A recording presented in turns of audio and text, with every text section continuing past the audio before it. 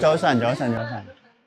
我係阿 Matt，咁係香港海洋公園動物部嘅館長，咁負責照顧園內裡面嘅6隻大熊貓。咁我哋朝頭早，我哋會準備佢哋嘅食物啦。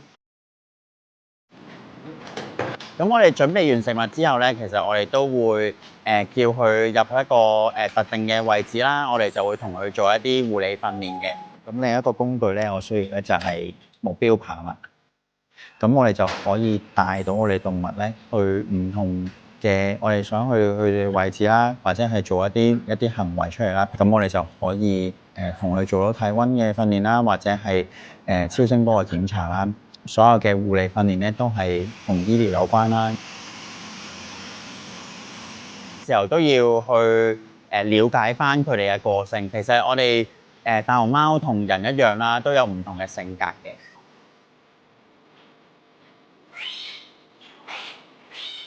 嗱，我加入咗公園咁多年啦，10幾年啦，香港第一次有熊貓 BB 出世，對我哋嚟講係一個新嘅挑戰嚟。我哋所有嘅護理員，我哋同埋我哋公園所有嘅團隊啦，咁其實都一直堅守崗位啦。咁希望我哋盡我哋所能去照顧好我哋6隻大熊貓。